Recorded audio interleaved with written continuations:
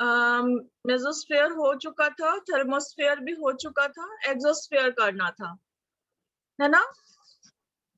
हाँ हाँ। एक्सोस्फेयर क्या है? एक्सोस्फेयर जो है ये आउटर मोस्ट लेयर है एटमॉस्फेयर का। अगर फिगर पे हम देखें तो एक्सोस्फेयर दिख रहा है ना, बताया था ना मैंने कि एक्सोस्फेयर जो है ये आउटर मोस्ट लेयर है। इसके बाद से we come into the space, हम स्पेस में, अंतरिक्ष में चले आते हैं। ये लास्ट लेयर है जिसको पार करने के बाद हम सीधे स्पेस में चले आते हैं। ये स्पेस है।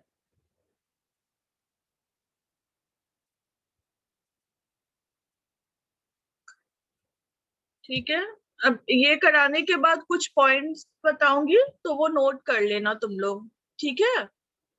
वो बुक में नहीं दे रखा है। Okay. So the exosphere is the outermost layer of the atmosphere. The upper reaches of this layer merge with outer space. जो upper layer होगा, जो exospores होगा, वो कहाँ merge करेगा? वो outer space पे merge करेगा. The temperature in the exosphere is very high. Exosphere का टेम्परेचर जो होता है वो बहुत ज्यादा हाई होता है। कितना होता है, कोई बता सकता है? टेम्परेचर कितना होता है मैम मेसोस्फेयर का? एक्सोस्फीयर बुक में तो तुम लोगों ने पढ़ा कि बहुत हाई होता है। क्या ये सर्च करके देखा कि कितना हाई होता है? इसका टेम्परेचर होता है 300 degree Celsius to 1650 degree Celsius. ठीक है, अभी नोट कराऊंगी तो नोट कर लेना ये सब की किस स्फीयर में, किस लेयर में क्या टेम्परेचर होता है। तो उसके कुछ फैक्ट्स हैं वो note कराऊंगी। There is a layer in the atmosphere in which the molecules of atmospheric gases are broken into charged particles called ions. This layer is called ionosphere. एक लेयर है एटमॉस्फेयर में जहाँ पे क्या होता है, मॉलिक्यूल्स जो होते हैं, जो पार्टिकल्स होते हैं एटमॉस्फेरिक गैसेस के, जो भी एटमॉस्फेयर पे गैसेस होते हैं उसके मॉलिक्यूल्स ब्रेकअप हो जाते हैं। अभी केमिस्ट्री में पढ़ रहे होगे ना, मॉलिक्यूल्स क्या क्या होते हैं, पार्टिकल्स क्या होते हैं। यस। तो एटमॉस्फेरिक गैसेस जो नाइट्रोजन, ऑक्सीजन, कार्बन डाइऑक्साइड और भी जो बहुत सारे गैसेस हैं, उनके जो मॉलिक्यूल्स हैं वो ब्रेकअप हो जाते हैं। अब ब्रेकअप होके वो चार्ज पार्टिकल में ब्रेकअप होते हैं। ऐसा नहीं, मतलब लाइक अगर ऑक्सीजन हमारा ब्रेकअप हो रहा है तो O+, O-, charge ion means क्या होता है कि उस पॉजिटिव और नेगेटिव आयंस में वो ब्रेकअप हो जाते हैं। The layer is called ionosphere.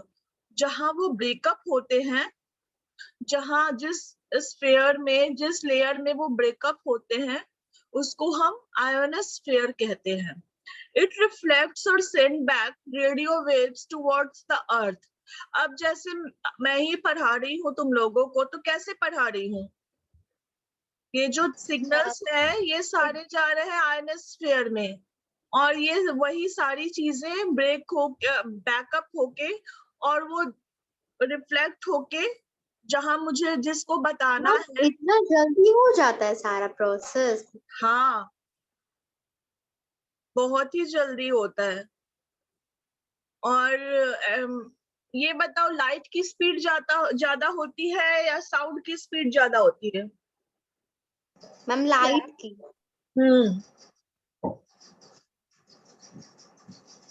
Right. It reflects or sends back radio waves towards the earth and thus help in radio transmission. अब जैसे रेडियो ही हम सुनते हैं तो है ना, तो आरजे वगैरह जो बोलते हैं वो तो रियल टाइम में हमसे कॉन्वर्सेशन करते हैं, रियल टाइम में हम उनके शोज को सुनते हैं। तो वो क्या करते हैं, वो सिग्नल एक सेंड करते हैं, that signal goes to our ionosphere and reflects to ions which present there और सैटेलाइट भी हमारा उसी स्फीयर में होता है।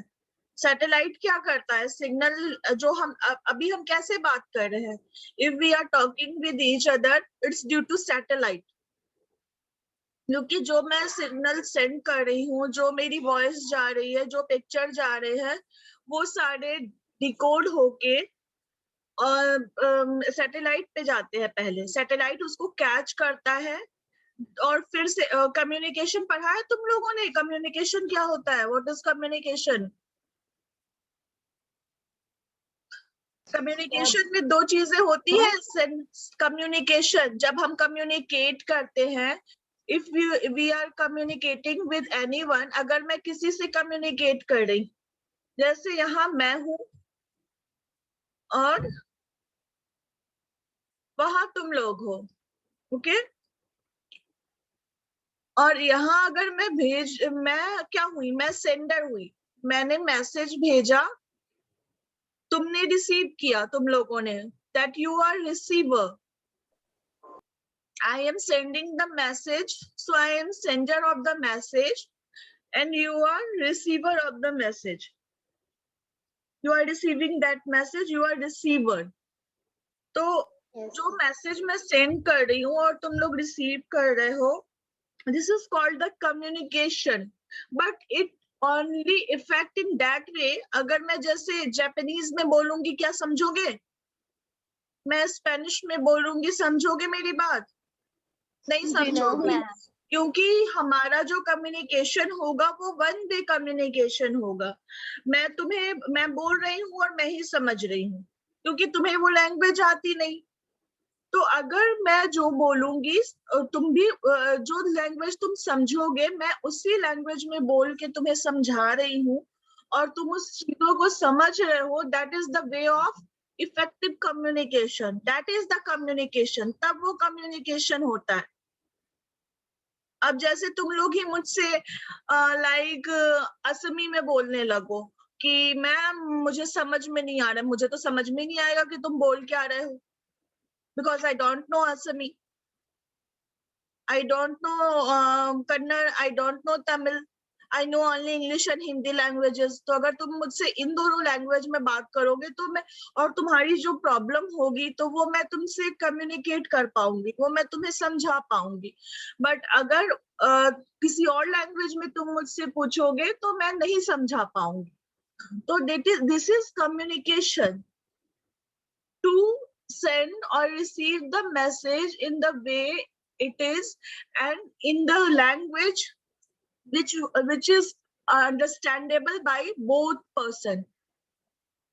The both person can understand the language, that is communication। बिल्कुल सिंपल टर्म्स में बोले तो कम्युनिकेशन वो होता है कि जो मैं बोलूं वो तुम समझो, और सेम भाषा में या ऐसी भाषा में जो तुम समझ पाओ, ठीक है। तो वही आयनोस्फीयर क्या करता है, यहाँ जो सैटेलाइट मैंने जो भेजा वो इसने डिकोड करा, फिर इसने तुम्हें भेजा सैटेलाइट ने, और तुम्हारे पास मैसेज आया, ठीक है। मैंने यहाँ से सेंड करा मैसेज, ये प्रोसेस्ड होके तुम्हारे पास यहाँ आया, और ये सब कहाँ होती है, ये सारी चीजें ये आयनोस्फीयर में होती है। It reflects or sends back radio waves towards the earth and helps in radio transmission. The ionosphere starts at about 50 kilometer and extends to about 1000 kilometer above the earth surface. Ionosphere कहाँ से शुरू होता है? Ionosphere हमारा यहाँ से शुरू होता है, ठीक है। The ionosphere starts at about 50 kilometer. हाँ मैम कहाँ से शुरू होता है? मेसोस्फीयर यहाँ से शुरू हो गया, स्ट्रेटोपॉज यहाँ हुआ, यहाँ पॉज हुआ ना, स्ट्रेटोपॉज, और मेसोस्फीयर जहाँ से हमारा शुरू होता है तो वहां से हमारा आयनोस्फीयर भी स्टार्ट हुआ, and now it extends to exosphere तक ये जाता है, 1000 किलोमीटर अबव तक जाता है। जरूरी नहीं कि ये मेसोस्फीयर में ही होगा, ये थर्मोस्फीयर में ही होगा, ये एक्सोस्फीयर में ही होगा। जहां आयन का ब्रेक पार्टिकल्स मिला और जहां हमारा सैटेलाइट यूजुअली एक्सोस्फीयर में प्रेजेंट होते हैं, मींस आउटर स्पेस में। ठीक है। हाँ हाँ परी पूछो। ये मॉलिक्यूल्स का जो ब्रोकन वाला जो आप समझाए वो नहीं समझ आया। वो केमिस्ट्री का है। जैसे आयन में ब्रेक होता है ना, हाइड्रोजन, अगर हम वाटर लिखते हैं, वी आर राइटिंग वाटर, ठीक है, वाटर का मॉलिक्यूलर फॉर्मूला क्या है? H2O। H2O है ना। तो इसमें हाइड्रोजन के कितने मॉलिक्यूल्स हैं? 2। ऑक्सीजन के 1। 1। ये पर तो यही मॉलिक्यूल्स हुए कि कितने मॉलिक्यूल्स से मिलके वाटर बनता है। क्या H3O को हम वाटर कहेंगे? नहीं। हमेशा जब हाइड्रोजन का 2 मॉलिक्यूल्स हो, ऑक्सीजन का 1 मॉलिक्यूल हो, that will make a water. ऐसे ही CO2 अगर लिखेंगे, carbon dioxide. Carbon dioxide, carbon का 1 मॉलिक्यूल, ऑक्सीजन का 2 मॉलिक्यूल्स, और ये 2 मॉलिक्यूल्स 1 मॉलिक्यूल से सब कैसे होता है? ये सब पढ़े हो कि कैसे उसका रेशियो हम डिवाइड करते हैं, इनर मोस्ट, आउटर मोस्ट, और उसके बाद आउटर मोस्ट न्यूक्लियस में कितना होता है, ये सब कुछ।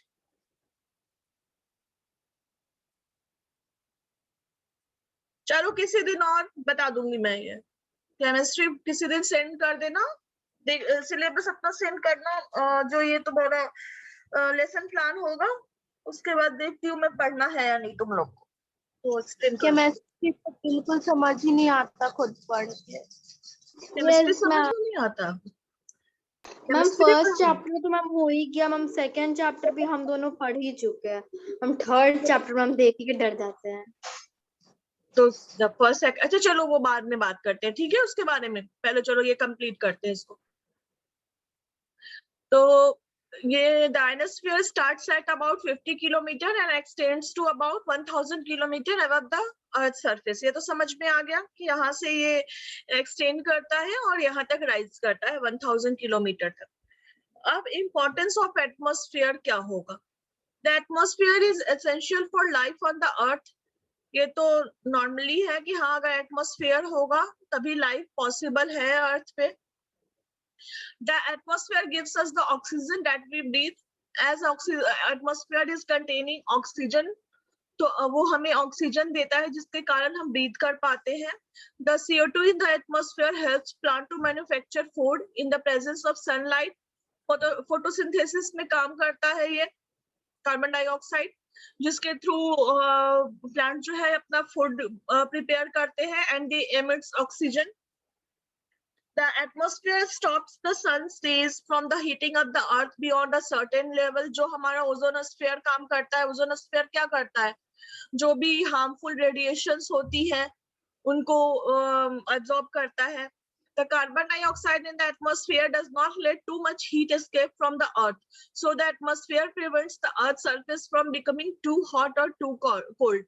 अब CO2 का क्या काम है? हमें तो लगता है अरे CO2 तो बहुत ही बेकार गैस है, बट नहीं, CO2 का भी इम्पोर्टेंस है। CO2 क्या करता है? ये जो ये बहुत ज्यादा जो हीट होती है, जैसे अभी ठंड में क्या होता है कि हमें बहुत ठंड लगने लगती है, लेकिन जब धूप निकलती है जिस दिन, उस दिन रात में भी मौसम अच्छा हो जाता है और ज्यादा ठंड भी नहीं लगती हमें। तो इसमें कौन वर्क करता है? ये कार्बन डाइऑक्साइड का वर्क है कि वो हीट को रिटेन कर लेता है, वो एस्केप नहीं होने देता है अर्थ से। और इससे अर्थ जो है वो ज्यादा गर्म, ना ज्यादा गर्म होती है और ना ज्यादा ठंडी होती है। The ozone in the atmosphere protects us from the harmful ultraviolet rays of the sun। ये तो पता है, क्लियर है। ओजोनोस्फीयर में ओजोन मैम अल्ट्रावायलेट रेज जो है मैम वो सन रिलीज करता है। हाँ, सन एमिट करता है वो ultraviolet rays. Nitrogen is required in various forms to keep the soil fertile. It helps in the growth of plants which gives us food। Nitrogen जो है वो सॉइल को फर्टाइल बनाता है। नाइट्रोजन जो है वो फर्टिलाइजर का वर्क करता है। तो इससे जो प्लांट्स होते हैं वो अच्छे से ग्रो करते हैं और हमें प्रॉपरली हमारे क्रॉप्स जो है, जो हमने प्लांट्स लगाए हैं वो अच्छे अमाउंट में हमें फूड प्रोवाइड करते हैं। The atmosphere gives us rain, snow and wind, which are important elements of weather. Atmosphere के थ्रू ही हमें rain, snow और wind ये मिलता है ना? अब wind किसे कहते हैं? ये तो तुम लोगों ने बहुत पहले पढ़ा होगा। Ma'am What is wind? Wind, हाँ, wind. हवा। हवा। हवा हवा। कैसे डिफाइन करोगे हवा को?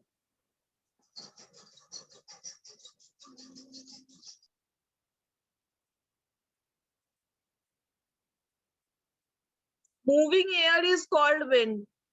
जो एयर मूव हो रही है उसको हम विंड कहते हैं। बट देखो अब यहाँ पे एक टर्म ये तुम लोगों ने क्लास 1 या 2 में पढ़ा होगा कि moving air is called wind, but now one thing get added on it, moving air, horizontally moving air, horizontal movement of air. जब एयर हॉरिजॉन्टल मूवमेंट हो रही है एयर की, if air is moving horizontally then it is called wind. अब क्या अगर हवा ऐसे ऐसे हो चलेगी तो उसे हम क्या, एयर अगर ऐसे ऐसे मूव हो रहा है तो कैसे हम हवा कहेंगे? नहीं, horizontal movement of air is called wind.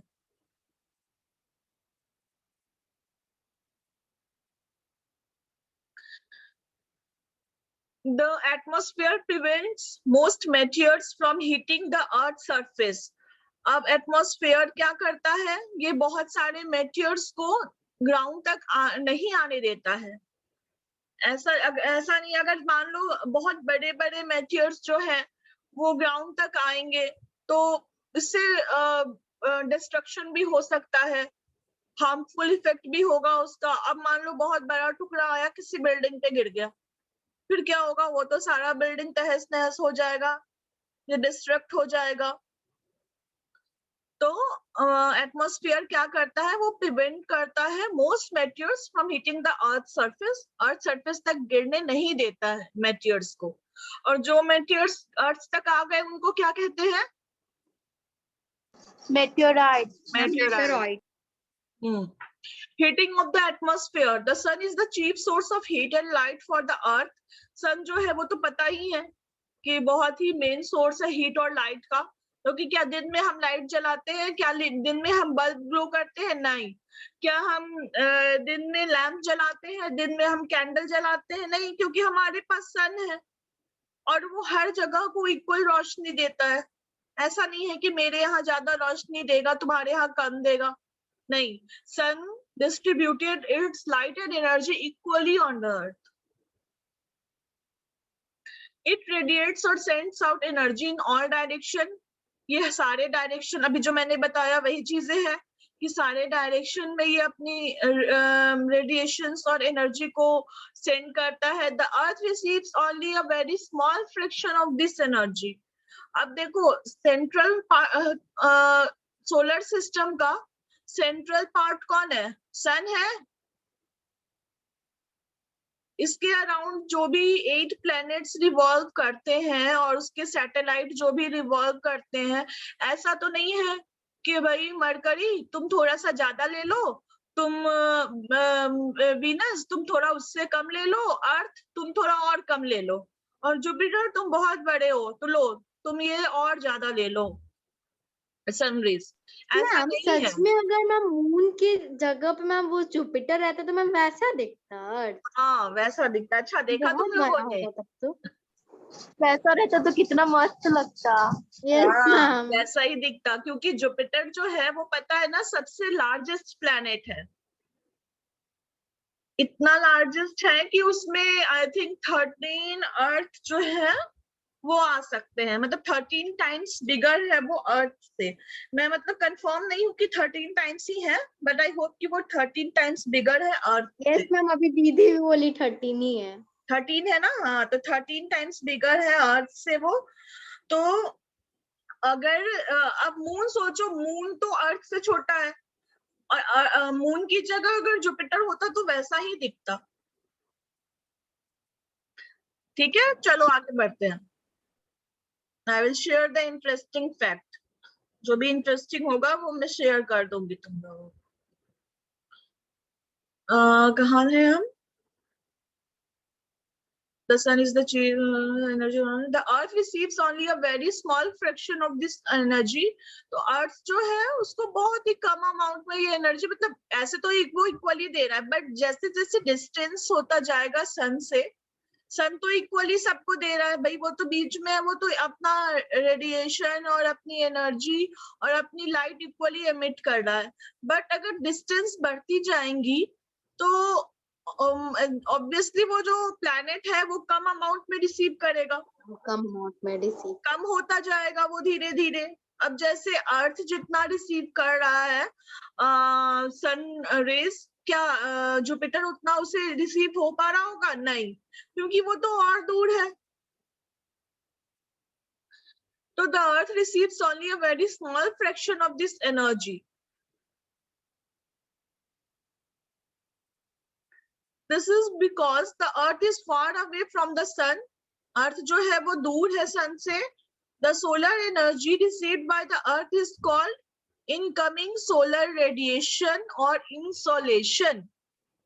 जो सन से एनर्जी रिसीव कर रही है अर्थ, जो भी एनर्जी सन के थ्रू रिसीव कर रही है अर्थ, उसको हम कहते हैं इनकमिंग सोलर रेडिएशन और इंसोलेशन। तो सोलर एनर्जी सबसे ज्यादा मर्क्यूरी को मिलता होगा। मर्क्यूरी को मिलता है, लेकिन हॉटेस्ट प्लैनेट किसको कहते हैं? Ma'am Venus, ma'am Venus. Venus. और मर्क्यूरी तो सबसे नजदीक है, बट उसका जो ये क्या बोल, वो साइज में तो छोटा है ना, तो वो हीट कैपेसिटी कम है, कैपेसिटी कम है, हीट रिटेन करने की कैपेसिटी कम है उसमें। मिलता तो ऑब्वियसली मर्क्यूरी को ज्यादा है, बट हीट रिटेन करने की कैपेसिटी उसकी कम है। Okay ma'am. कहाँ थे? हाँ, this energy is chiefly responsible for heating the earth surface.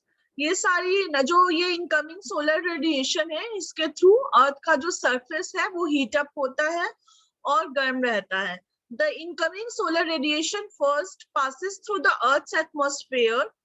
अभी तो पढ़ाई हम लोगों ने कि अगर सोलर रेडिएशन जो आ रहा है, जो भी इंसोलेशन आ रहा है हमारे पास, इसे सबसे पहले लेयर्स ऑफ द एटमॉस्फेयर को क्रॉस करना होगा। And the dust particles present in the atmosphere reflect a part of the incoming radiation back into the space. अब जो आयंस प्रेजेंट होते हैं, जो डस्ट पार्टिकल्स प्रेजेंट हुए, जो क्लाउड्स प्रेजेंट हैं, वो क्या करते हैं? कुछ रेडिएशंस को जो आ रही हैं उसको क्या करते हैं? It works as a mirror and it reflects back that, उसे वो रिफ्लेक्ट कर देते हैं।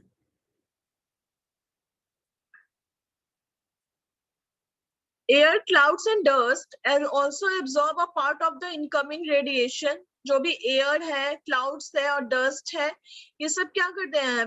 जो इनकमिंग रेडिएशन है उनके कुछ पार्ट्स को एब्जॉर्ब कर लेते हैं, but this hit up the atmosphere only slightly. तो ये क्या करते हैं? ये एटमॉस्फेयर को धीरे धीरे हीट अप करता है, क्योंकि अगर एक बार में आ गया था तो अचानक से बहुत गर्म हो जाएगा, आग लग जाएगी। बट अगर धीरे धीरे रेडिएशन आ रहा है, इट मीन्स कि ग्रेजुअली हीट होगा हमारा अर्थ। अब जैसे सुबह से ज्यादा हमें गर्मी कब लगती है? दोपहर में लगती है। दोपहर में सबसे ज्यादा गर्मी लगती है, क्योंकि सुबह से जो रेडिएशन हमारे पास आ रहा है उसके थ्रू हमारा अर्थ सरफेस जो है वो ग्रेजुअली हीट हो रहा है। ठीक है,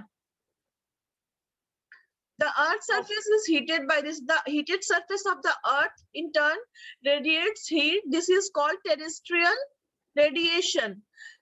जो रेडिएशन, जो इंसोलेशन आ रहा है अर्थ के सरफेस पे, इनकमिंग सोलर रेडिएशन जो आ रहा है अर्थ के सरफेस पे, इसके थ्रू जो अर्थ का सरफेस हीट हो रहा है, इसको क्या कहते हैं? Terrestrial radiation. The heated surface of the earth in turn radiates heat. This is called terrestrial radiation. अब जैसे अर्थ का सरफेस अगर हीट हुआ, जो इनकमिंग सोलर रेडिएशन है, जो इंसोलेशन है, उसके थ्रू अर्थ का सरफेस हीट हो रहा है और इन रिटर्न वो भी तो हीट एमिट करेगा ना. समझ में आ रहा है? अभी क्या बोली है? अच्छा रुको, just give me a minute. अब देखो, ये अगर अर्थ सरफेस है ये, ठीक है, यहाँ से सन रेज जो इंसोलेशन है, that is incoming solar radiation, ये अर्थ सरफेस पे आया और इसके थ्रू ये सरफेस हीट अप हुआ, ये हीट हो रहा है. अगर ये हीट होगा तो ये वापस हीट को रेडिएट करेगा.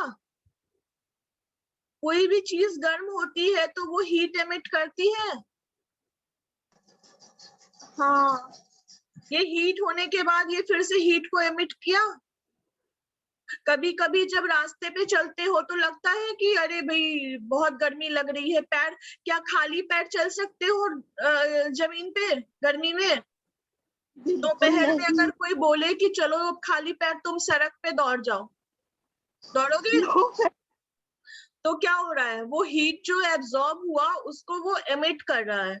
वो एमिट करा ना, अर्थ के सरफेस ने उसे एमिट करा, तभी तो हमारे पांव जले और हमें गर्मी लगी. उसे क्या कहते हैं हम? That is called terrestrial radiation. The earth surface is heated by the energy. The earth surface heated by the insolation, and in turn it radiates heat. The heated surface कैसे वो heat हुआ? Insolation से. Through the insolation, the surface of the earth gets heated and it emits the heat too. That heat is known as terrestrial radiation. The atmosphere is heated mainly by terrestrial radiation. और हमारा जो atmosphere है, ये किसके through heat होता है? ये terrestrial radiation के थ्रू ही हीट अप होता है. क्योंकि जो इंसोलेशन है वो तो अर्थ सरफेस के थ्रू एब्जॉर्ब हुआ, ये अर्थ सरफेस पे आया इंसोलेशन. अब इंसोलेट होने के बाद जो हीट एमिट हो रहा है, इसके थ्रू हमारा एटमॉस्फेयर हीट अप हो रहा है. The air near the earth's surface gets heated by being in direct contact with the earth's hot surface. This is heating by conduction. क्या हो रहा है? अर्थ के नियर जो सरफेस है वो कैसे हीट हो रहा है? क्योंकि डायरेक्ट कांटेक्ट में आ रहा है अर्थ के हॉट सरफेस में. ये हॉट सरफेस है, इसके डायरेक्ट कांटेक्ट में यहाँ के एयर्स आए, जो यहाँ पे एयर है वो इसके कांटेक्ट में डायरेक्ट आए. और ये कैसे हो रहा है? ये कंडक्शन के थ्रू होता है. ये जो हीट अप हुआ ये कंडक्शन के थ्रू हुआ. पहले यहाँ का जैसे ये विंड हीट हुआ, ये लेयर हीट हुआ, ये एटमॉस्फेयर का ये रीजन हीट हुआ, फिर ये, तो ये कंडक्ट कर रहा है हीट को from here to here. When the air near the ground is heated, it expands, become lighter and rises. जब नीचे की हवा जो एयर है अर्थ की, ये हीट हो रही है तो ये हल्की हो गई. और कोई भी चीज हल्की होने के बाद ऊपर की ओर जाती है, तो ये ऊपर हुई और फिर ये ठंडी हुई और फिर नीचे आ गई. समझ में आ रहा है? तो ये कंडेंसेशन होता रहता है. जैसे देखो क्या हुआ, यहाँ देखो ये फिगर में दे रखा है, यहाँ पे हीटेड लैंड सरफेस है ना. ये लैंड हमारा हीट हुआ, हीट होने के बाद जो एयर है वो राइज होके ऊपर जा रही है. एयर गई ऊपर, ये देखो ये एयर ऊपर हुआ, फिर उसके बाद जब यहाँ आके ये ठंडा हो गया, ये एयर जो है यहाँ आकर ठंडा हो गया, ये कूल हो गया, और फिर कूल होने के बाद वो क्या होगा, वो फिर नीचे आएगा और ये साइकिल चलता रहेगा। फिर ये हीट होगा, फिर ये ऊपर जाएगा, फिर ये कूल होकर नीचे आएगा। The cool air becomes heavy, sinks down, thus as warm air rises from the surface, cool air from above comes down to replace it. This causes a cyclic movement and air currents near the earth's surface. These air currents transfer heat upwards. Such transfer is heat by currents is called convection.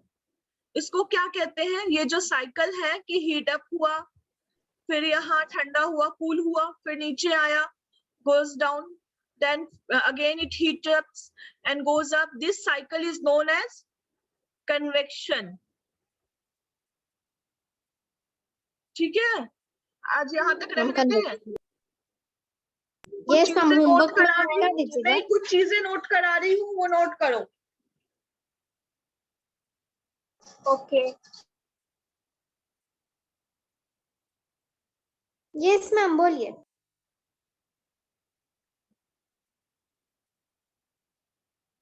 The height at which the temperature stops decreasing is called tropopause. Troposphere का है ये। Ma'am एक बार फिर से repeat कीजिएगा तो।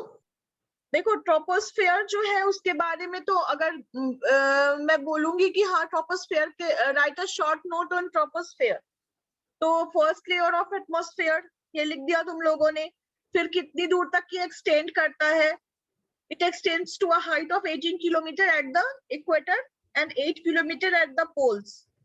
ठीक है, और इसमें in this layer temperature decreases with height. जैसे जैसे ऊपर जाएगा वैसे वैसे temperature decrease हो रहा है। ठीक है, it contains more than 90% of gases in the atmosphere. Atmosphere पे जितनी gases present है उसके 90% से भी ज्यादा gases troposphere में present होते हैं। ये सारी चीजें तुम लोगों ने लिखी। ट्रोपोपॉज तो आई थिंक मेंशन है ना तुम्हारी बुक में।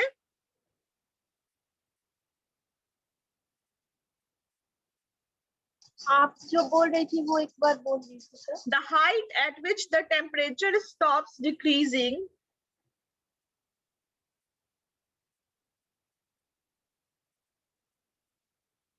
the height at which the temperature stops decreasing is called tropopause. उस हाइट पे जहां टेम्परेचर जो है वो डिक्रीज होना बंद हो जाता है, ट्रोपोपॉज लेयर की, ट्रोपोस्फियर लेयर की बात कर रही हूँ, उस हाइट को हम ट्रोपोपॉज कहते हैं। वहां टेम्परेचर माइनस। मैम अगर क्वेश्चन आंसर में सर पूछेंगे डिफाइन ट्रोपोस्फेयर, मैम हम लोग ये तो लिख सकते हैं ना, more than 90% of air is present in troposphere. More than 90% of gases in the atmosphere it contains. हाँ बिल्कुल, वो तो अगर कुछ भी तुम लिख रहे हो जरूरी नहीं कि हम बुकिश लैंग्वेज ही लिखे ना, हमें जो पता है उस ट्रोपोस्फेयर के बारे में और वो करेक्ट है तो हम उसे लिख सकते हैं।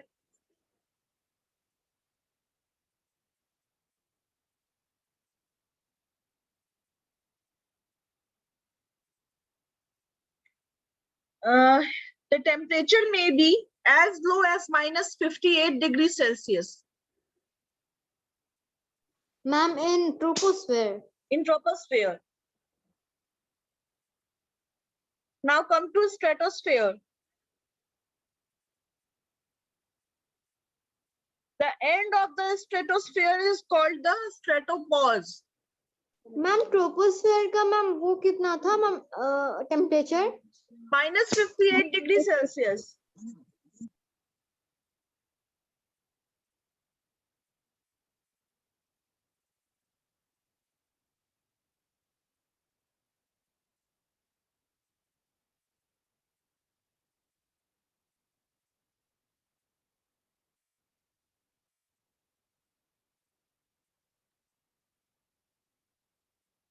यस मैम, आगे स्ट्रेटोस्फेयर, स्ट्रेटोस्फेयर हेडिंग लिखो और लिखो उसमें temperature increases due to the absorption of the ultraviolet radiation of the sun by ozone present in this layer.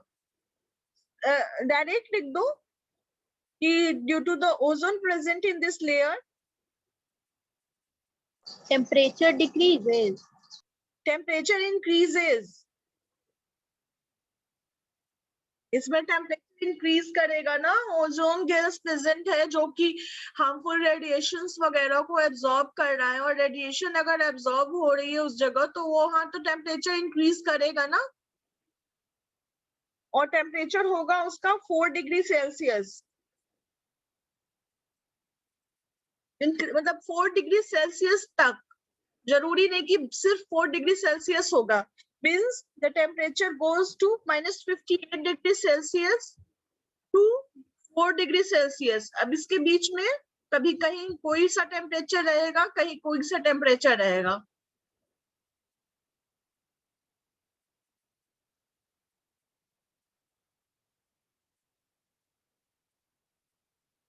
Ma'am stratosphere का मैम वो कितना है मैम टेम्परेचर? बता, यहाँ लिखा है ना मैंने 4 डिग्री सेल्सियस तक. The temperature slowly increases to 4 degree Celsius. यहाँ पे slowly temperature जो -58 डिग्री सेल्सियस नीचे था उससे थोड़ा थोड़ा बढ़ता जाएगा, और ये कहाँ तक आएगा, बस 4 डिग्री सेल्सियस तक इसका टेम्परेचर राइज करेगा. और जितनी भी जेट प्लेन्स होती है ना, फाइटर प्लेन्स, जेट प्लेन्स, वो सारे स्ट्रेटोस्फेयर में ही फ्लाई करते हैं क्योंकि वहां कोई क्लाउड नहीं होता और कोई वेदर फेनोमेना नहीं होता. So all the jet planes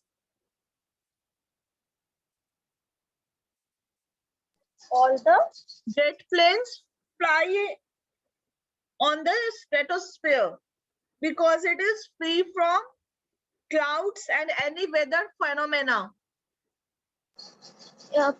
All the jet planes, क्या बोलिए spelling? Jet planes जो फाइटर जेट प्लेन्स होते हैं ना, JET, जेट.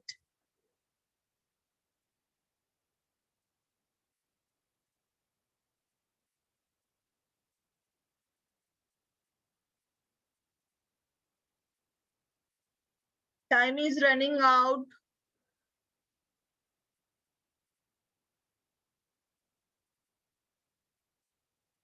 चलो बाकी कल बता दूंगी. ओके, एक क्वेश्चन भेज दीजिएगा बनाने के लिए. ओके.